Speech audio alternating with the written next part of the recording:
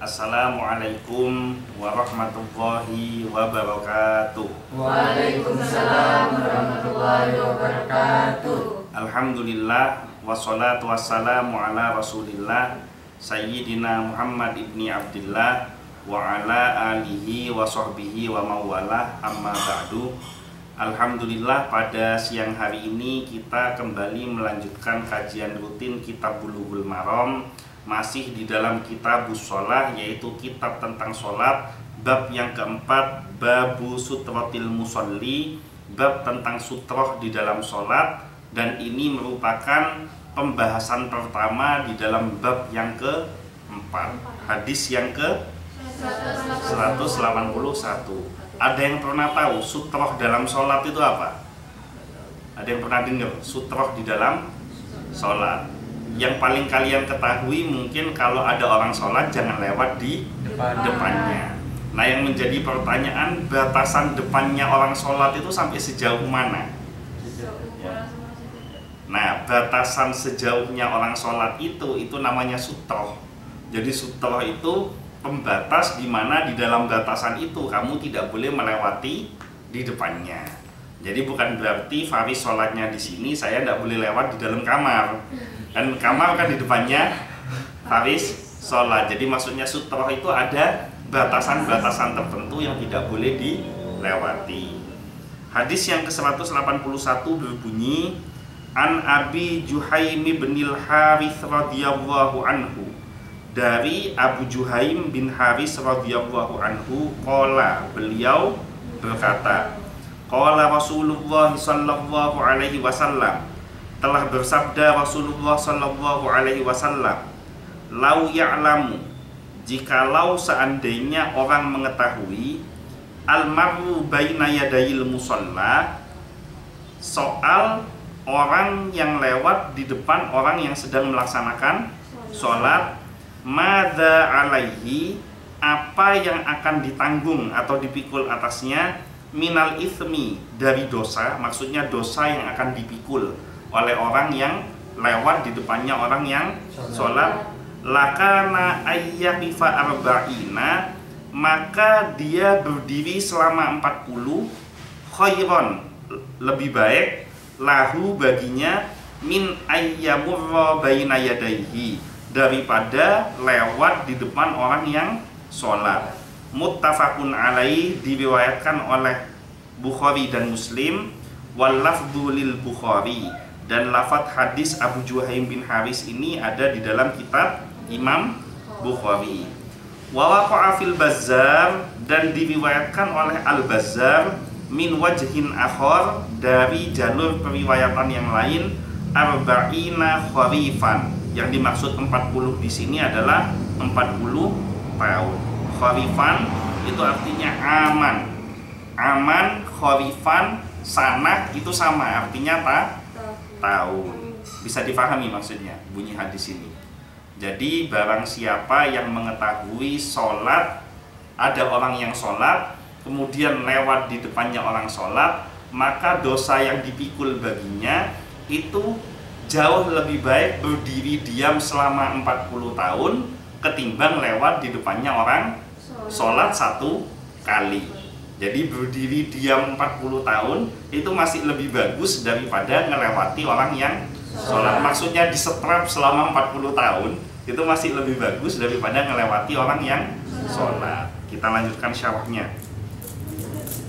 Yang pertama, diharamkan melewati orang yang sedang sholat, bahkan ada ancaman keras.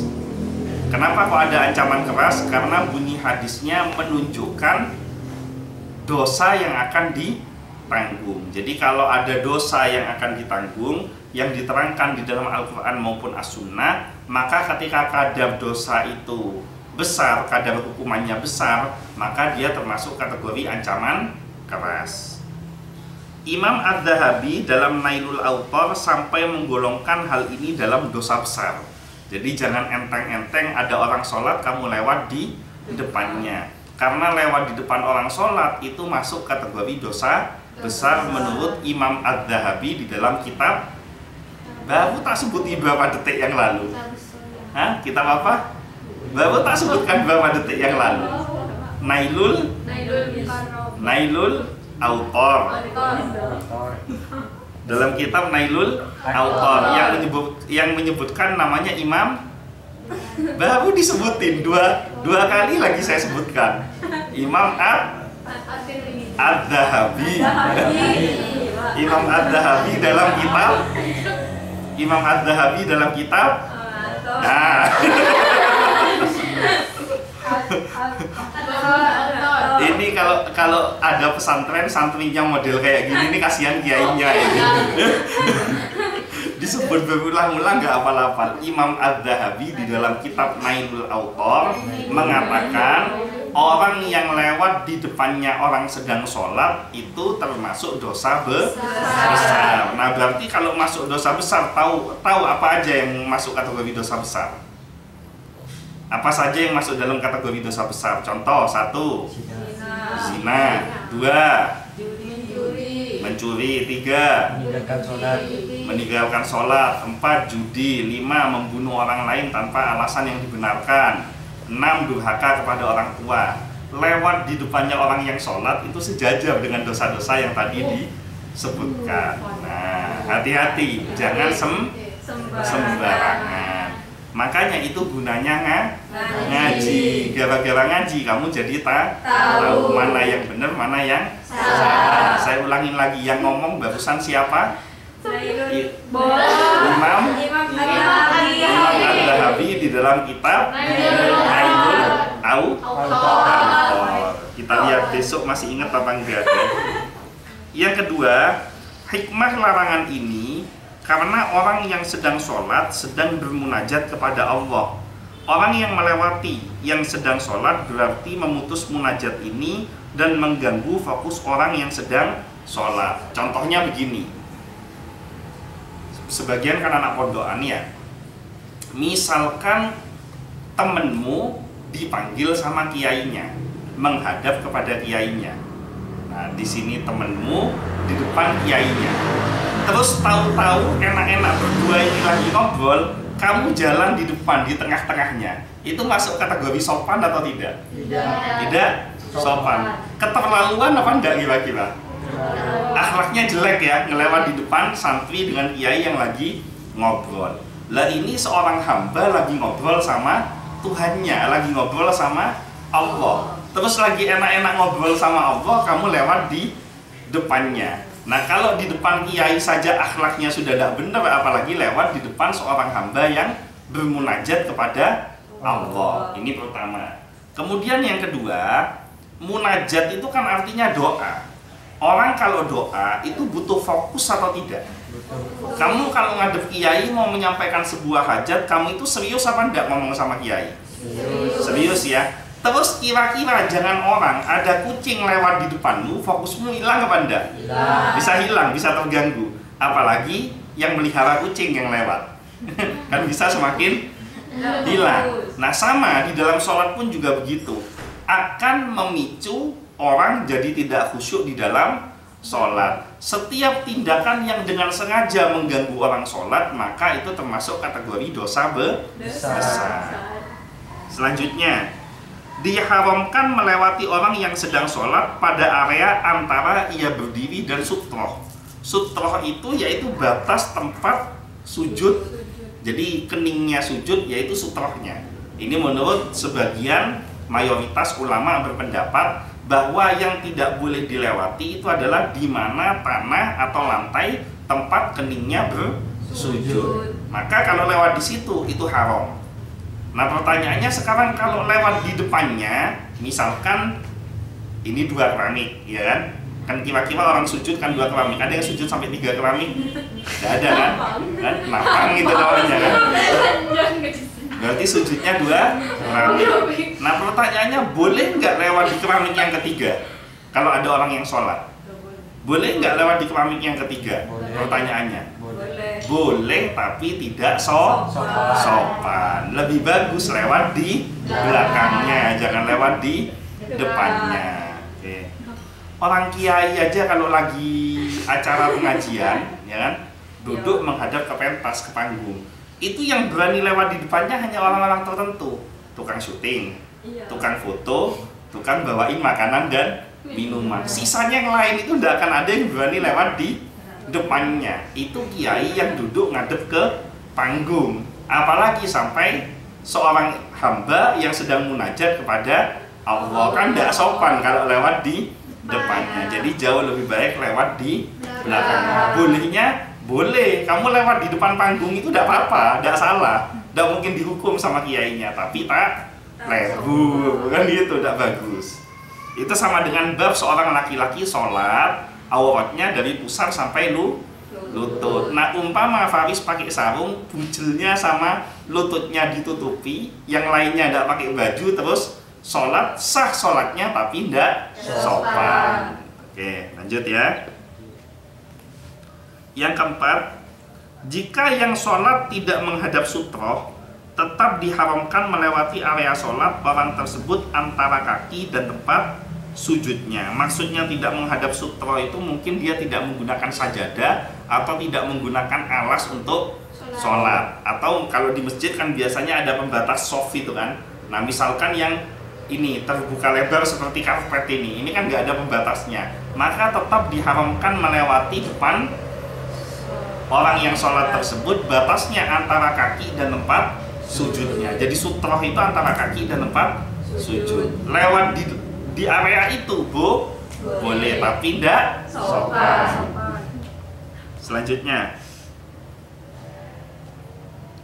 yang kelima, mudah-mudahan semuanya dilancarkan rezekinya, bisa nyampe ke Masjidil Haram ya. Amin. Kepingin ke Masjidil Haram? Kepingin? Ke Mekah Madinah kepingin? Punya uang? Nggak punya uang tapi kepingin ke Mekah ke Madinah, itu bebas apa enggak itu? Ya nggak apa-apa, siapa tahu dapat lotre. Atau mungkin diambil mantu Pak Haji, langsung diberangkatkan yang gitu ya.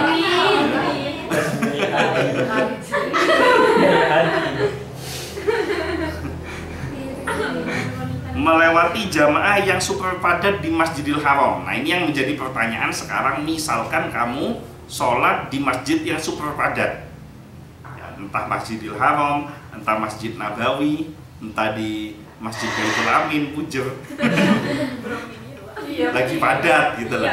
Nah, itu gimana kalau dalam kondisi padat kamu mau lewat, sementara ada orang lain yang sedang sholat, dan dalam kondisi super padat itu kan repot untuk menghindar dari orang-orang yang sedang sholat.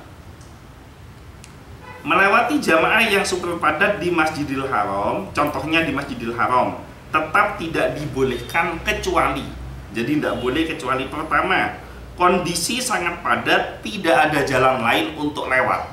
Jadi kalau sudah ada jalan lain untuk lewat, nah di Masjidil Haram kamu nungguin orang selesai sholat kan tidak selesai-selesai, karena yang satu selesai sholat ganti orang yang lainnya. Maka kalau kamu nungguin selesai sholat ya tidak akan selesai, maka kamu boleh melewati di depan orang yang sholat karena memang sudah tidak ada jalan yang lainnya. Atau yang kedua, ada yang sholat di jalan tempat orang yang memang melewati jalan tersebut. Maksudnya sholat di tempat jalannya orang. Misalkan kamu sholat di tengah lorong, ya itu kan sholat di tempat melewati jalannya orang. Nah, kalau kasusnya seperti itu, maka boleh-boleh saja dilewati. Masjidnya sudah padat, nah satu-satunya jalan yang memang untuk dilalui seakses jalan, bukan untuk sholat, ada orang sholat di situ, ya kamu lewati aja, enggak apa-apa. Kenapa? Karena itu sudah resiko orang yang sholat. Kenapa sholatnya di tempat jalannya orang, bukan sholat di tempat yang tidak dilalui oleh orang lain. Jadi boleh melewati depan orang dengan syarat pertama padat, tidak ada jalan lain. Yang kedua, boleh melewati depan orang sholat dalam keadaan dia sholat di jalannya orang lain, di tempat jalan umum. Ada pertanyaan sampai sini? Tidak ada. Langsung semangat, saya mencatat ada.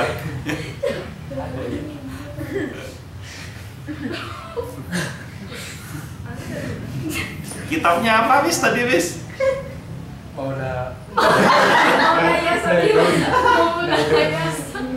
Nailul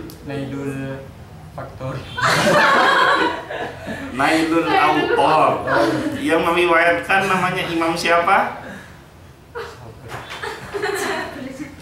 Jadi nggak ada yang ditanyakan tuh karena memang dia nggak paham. Imam Az-Zahabi. Mungkin itu saja yang bisa saya sampaikan. Mudah-mudahan semuanya panjang umur, sehat, selamat, semua impian dan cita-cita tercapai, dan mudah-mudahan semuanya mendapatkan syafaat dari Nabi Muhammad SAW. Al-Fatihah. Ar-Rahmanir-Rahim. Maliki yaumiddin. Shiratal ladzina an'amta 'alaihim ghairil maghdubi 'alaihim waladdallin. Amin. Sekian dari saya, kurang lebihnya mohon maaf. Wallahul muwaffiq ila aqwamit thoriq. Wabillahi taufiq wal hidayah. Wassalamualaikum warahmatullahi wabarakatuh. Waalaikumsalam warahmatullahi wabarakatuh. A'udzubillahi minasyaitonir.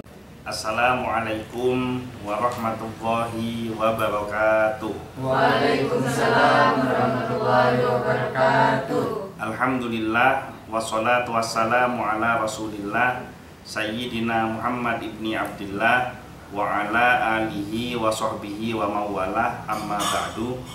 Alhamdulillah, pada siang hari ini kita kembali melanjutkan kajian rutin Kitab Bulughul Maram, masih di dalam Kitabus Shalah, yaitu kitab tentang sholat.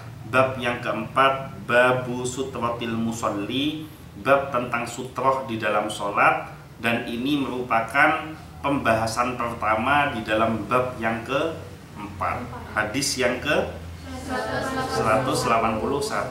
Ada yang pernah tahu sutroh dalam sholat itu apa? Ada yang pernah dengar sutroh di dalam sholat? Yang paling kalian ketahui mungkin kalau ada orang sholat jangan lewat di depannya. Nah, yang menjadi pertanyaan, batasan depannya orang sholat itu sampai sejauh mana? Nah, batasan sejauhnya orang sholat itu namanya sutroh. Jadi sutroh itu pembatas di mana di dalam batasan itu kamu tidak boleh melewati di depannya. Jadi bukan berarti Faris sholatnya di sini, saya tidak boleh lewat di dalam kamar. Kan kamar kan di depannya Faris sholat. Jadi maksudnya sutroh itu ada batasan-batasan tertentu yang tidak boleh dilewati. Hadis yang ke-181 berbunyi, An Abi Juhaim bin Al-Harits radhiyallahu anhu, dari Abu Juhaim bin Haris radhiyallahu anhu, qala, beliau berkata, qala Rasulullah sallallahu alaihi wasallam, telah bersabda Rasulullah sallallahu alaihi wasallam, lau ya'lamu, jikalau seandainya orang mengetahui, almaru baina yadayil musalla, soal orang yang lewat di depan orang yang sedang melaksanakan sholat, madza alaihi, apa yang akan ditanggung atau dipikul atasnya, minal ithmi, dari dosa, maksudnya dosa yang akan dipikul oleh orang yang lewat di depannya orang yang sholat, lakana ayyaqifa arba'ina, maka dia berdiri selama 40, khairon, lebih baik, lahu, baginya, min ayyamurra baina yadaihi, daripada lewat di depan orang yang sholat. Muttafaqun alaih, diriwayatkan oleh Bukhari dan Muslim. Wal lafdhu lil Bukhari, dan lafadz hadis Abu Juhaim bin Haris ini ada di dalam kitab Imam Bukhari. Wa waqa'a fil Bazzar, dan diriwayatkan oleh Al-Bazzar, min wajhin akhar, dari jalur periwayatan yang lain, arba'ina kharifan, yang dimaksud 40 di sini adalah 40 tahun. Kharifan itu artinya aman. Aman, kharifan, sanah itu sama, artinya tahun. Bisa difahami maksudnya bunyi hadis ini. Jadi barang siapa yang mengetahui sholat, ada orang yang sholat, kemudian lewat di depannya orang sholat, maka dosa yang dipikul baginya itu jauh lebih baik berdiri diam selama 40 tahun ketimbang lewat di depannya orang sholat satu kali. Jadi berdiri diam 40 tahun itu masih lebih bagus daripada melewati orang yang sholat. Maksudnya disetrap selama 40 tahun itu masih lebih bagus daripada melewati orang yang sholat. Kita lanjutkan syarahnya. Yang pertama, diharamkan melewati orang yang sedang sholat, bahkan ada ancaman keras. Kenapa kok ada ancaman keras? Karena bunyi hadisnya menunjukkan dosa yang akan ditanggung. Jadi kalau ada dosa yang akan ditanggung, yang diterangkan di dalam Al-Quran maupun As-Sunnah, maka ketika kadar dosa itu besar, kadar hukumannya besar, maka dia termasuk kategori ancaman keras. Imam Adz-Dzahabi dalam Nailul Awtar sampai menggolongkan hal ini dalam dosa besar. Jadi jangan enteng-enteng ada orang sholat kamu lewat di depannya. Karena lewat di depan orang sholat itu masuk kategori dosa besar menurut Imam Adz-Dzahabi di dalam kitab, baru tak sebut di beberapa detik yang lalu. Hah? Kitab apa? Baru tak sebutkan beberapa detik yang lalu. Nailul Awtar. Dalam kitab Nailul Awtar yang menyebutkan namanya Imam, baru disebutin dua kali lagi saya sebutkan. Imam Adz-Dzahabi.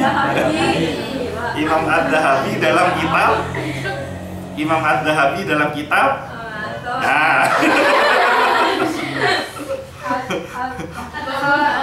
Ini kalau ada pesantren santrinya model kayak gini, ini kasihan kiainya ini.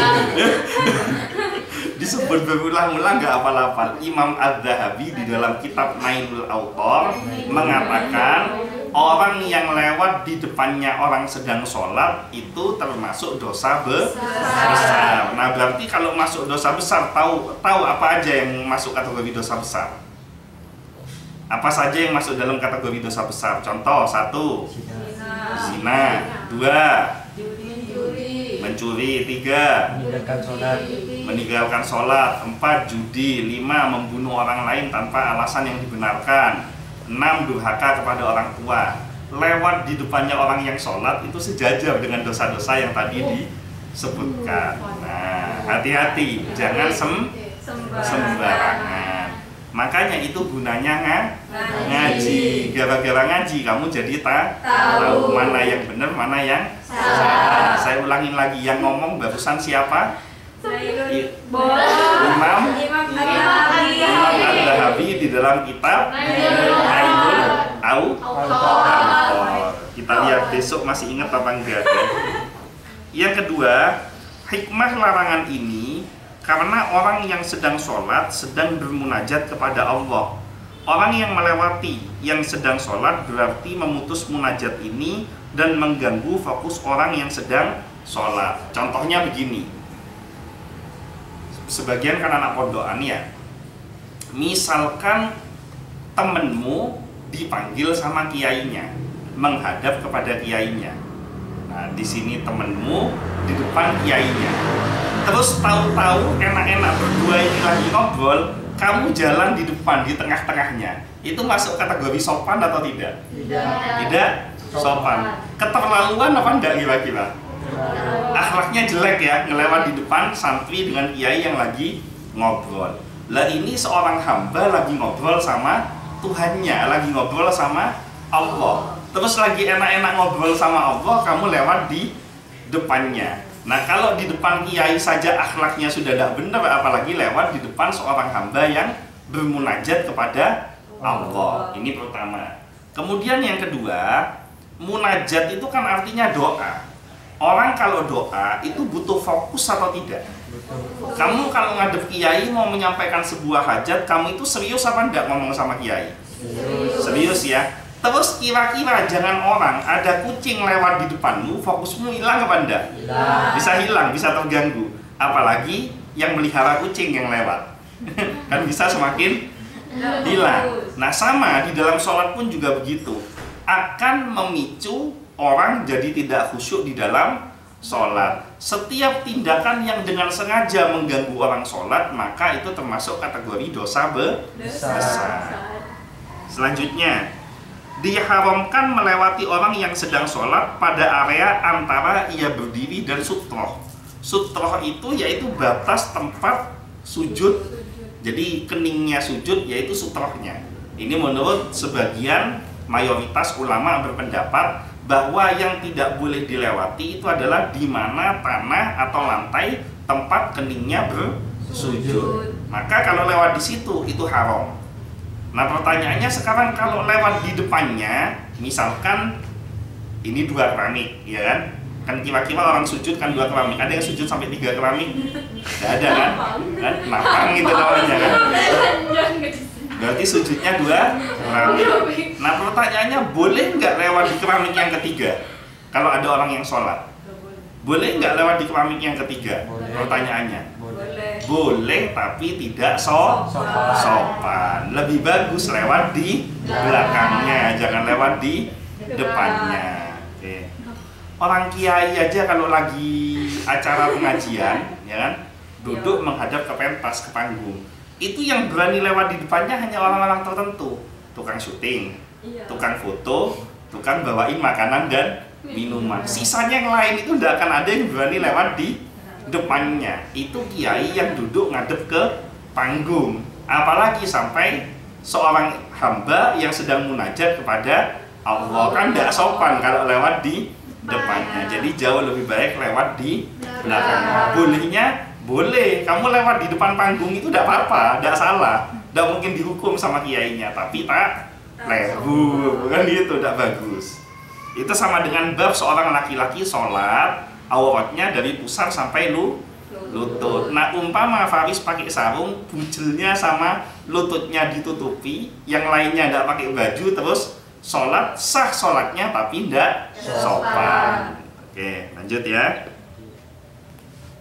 Yang keempat, jika yang sholat tidak menghadap sutroh, tetap diharamkan melewati area sholat orang tersebut antara kaki dan tempat sujudnya. Maksudnya tidak menghadap sutroh itu mungkin dia tidak menggunakan sajadah atau tidak menggunakan alas untuk sholat. Atau kalau di masjid kan biasanya ada pembatas soft itu kan. Nah misalkan yang ini terbuka lebar seperti karpet ini kan nggak ada pembatasnya, maka tetap diharamkan melewati depan orang yang sholat tersebut. Batasnya antara kaki dan tempat sujudnya. Jadi sutroh itu antara kaki dan tempat sujud. Lewat di area itu boleh tapi tidak sopan. Selanjutnya, yang kelima, mudah-mudahan semuanya dilancarkan rezekinya bisa nyampe ke Masjidil Haram ya. Amin. Kepingin ke Masjidil Haram? Kepingin? Ke Mekah Madinah kepingin? Punya uang? Tidak punya uang tapi kepingin ke Mekah ke Madinah, itu bebas apa enggak itu? Ya tidak apa-apa, siapa tahu dapat lotre. Atau mungkin diambil mantu Pak Haji, langsung diberangkatkan kan gitu ya.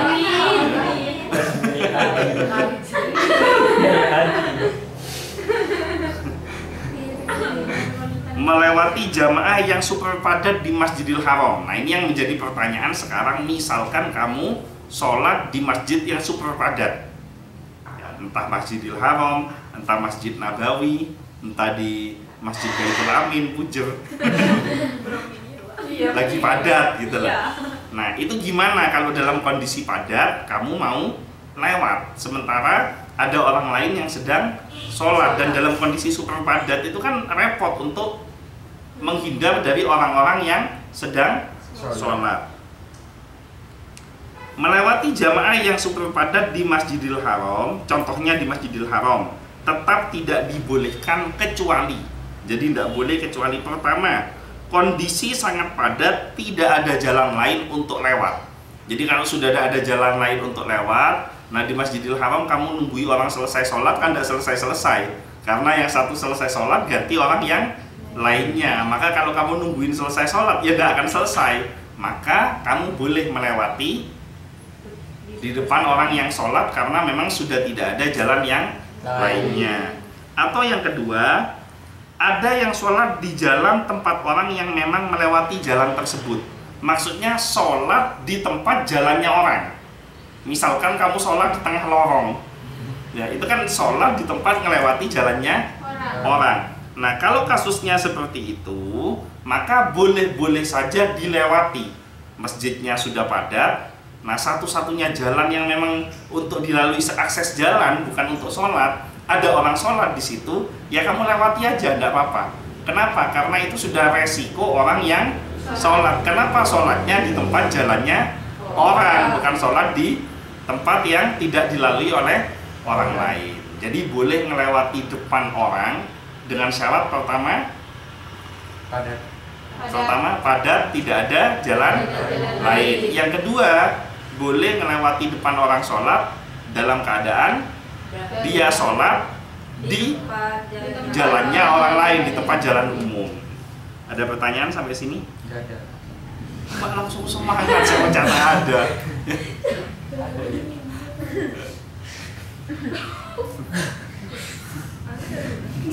Kitabnya apa, Wis, tadi, Wis?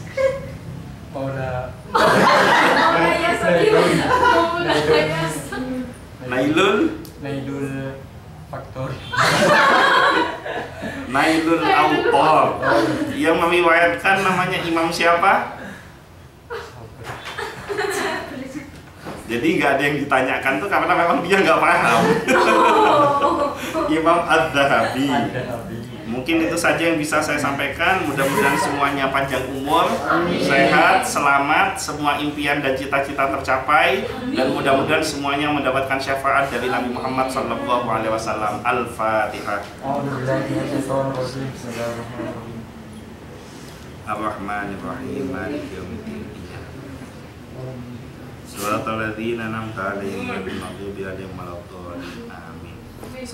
Sekian dari saya, kurang lebihnya mohon maaf. Wallahul muwaffiq ila aqwamit thoriq. Wabillahi taufiq wal hidayah. Wassalamualaikum warahmatullahi wabarakatuh. Waalaikumsalam warahmatullahi wabarakatuh.